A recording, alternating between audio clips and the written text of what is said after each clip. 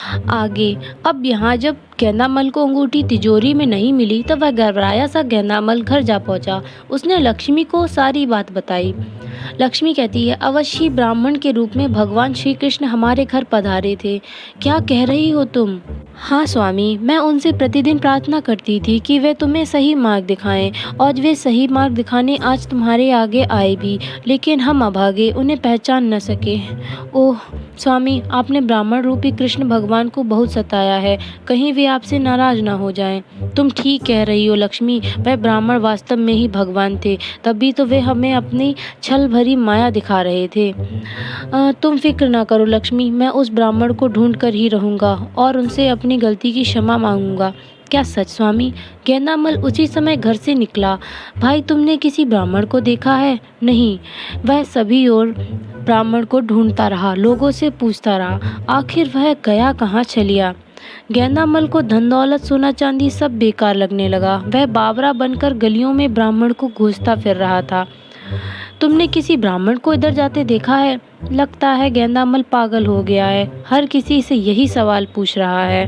ब्राह्मण की खोज में भटकते भटकते एक दिन गेंदामल ने प्राण त्याग दिए। जब भगवान स्वयं चलकर उसके द्वार आए तो उसे उनको दुत्कार दिया और बाद में उन्हें पागल कर इधर उधर ढूंढता रहा।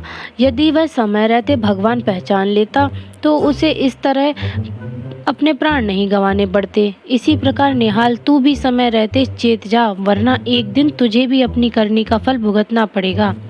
बाबा, मैं कौन सी करनी का फल भुगतूंगा? निहाल, जानबूझकर तू अनजान मत बन। याद रख, अनजाने में ही सही पर गेंदामल महाजन को ब्राह्मण के रूप में भगवान कृष्ण दर्शन दे गए थे, इसीलिए उसे मरने के बाद मोक्ष प्राप्त हुआ और वह मरकर सीधा स्वर्ग में पहुंच गया। पर तू अगर नहीं सुधरा तो तू मरकर भी चैन नहीं पाएगा, सदा वायुमंडल में प्रेतात्मा बनकर भटकता रहेगा। बाबा, आप मुझे ऐसी बातें करके डराना चाहते हो? आप इन बातों को छोड़िए और मुझे प्रेतात्मा के प्रकोप से बचा लीजिए। मैं इसी उद्देश्य से आपके पास आया हूँ। निहाल, यह तेरी बदकिस्मती है कि तू मेरे द्वारा सुनाई गई कहानी की सीख नहीं ग्रहण कर सका। शायद तेरे बुरे समय में ही तेरी बुद्धि को कुंद कर दिया है, इसीलिए तू आने वाली विपत्ति को जानबूझकर अनदेखा कर रहा है। खैर, कोई बात नहीं, अब तू अपने घर वापस चला जा। तो आप मुझे प्रेतात्मा से मुक्ति नहीं दिलाएंगे? नहीं निहाल, आज जब तू अपने घर पहुंचेगा तो तुझे डराने वाली प्रेतात्मा आज साक्षात तुझे अपने आंखों के सामने नजर आएगी। वह स्वयं तुझे बताएगी कि किस प्रकार तू उस प्रेतात्मा के प्रकोप से बच सकता है। ओह, ऐसा क्या? निहाल उसी समय सोना के साथ मरघट से अपने घर वापस लौट आया। घर आते ही वह आवाज फिर से आती है, हा हा हा हा। निहाल, कर आया अपने मन की?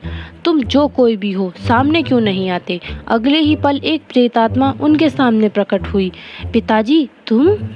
हाँ, यह मैं ही हूँ। तेरे हाथों अकाल मौत मारकर मैं प्रेत योनि में चला गया। ओह, तो यह आप ही मुझे रोज रात को डराकर सोने नहीं देते थे। हाँ निहाल, तूने मेरे साथ जो किया सो किया, उस कार्य को तो मैं माफ़ कर सकता हूँ, पर तूने कुंदन के साथ जो किया मैं उसे कभी माफ़ नहीं कर सकता। तूने धोखे से उसका सारा हिस्सा हड़प लिया। अब भी अगर तू उसे उसका हिस्सा लौटा दे तो मैं तुझे माफ़ कर सकता हूँ, वरना मैं तुझे नहीं छोड़ूंगा। हो, जीते जी आप मेरा कुछ बिगाड़ ना पाए, अब क्या बिगाड़ पाओगे? मैं कुंदन को एक फूटी कौड़ी भी नहीं दूंगा, चाहे जो हो जाए। चाहे जो हो जाए? हाँ, चाहे जो हो जाए। तो ठीक है, अब अपनी हट का नतीजा भुगत। यह कहकर प्रेतात्मा अदृश्य हो गई। अगले ही पल निहाल के घर में आग लग गई। ओह, आग, बचाओ बचाओ! और उसी पल उसके खेतों में भी आग लग गई। सुबह होते होते सब कुछ जलकर राख हो गया। सोना कहती है, स्वामी, अगर आप कल रात ससुर जी की बात मान लेते तो आज इस प्रकार हमारा सब कुछ न लुटता।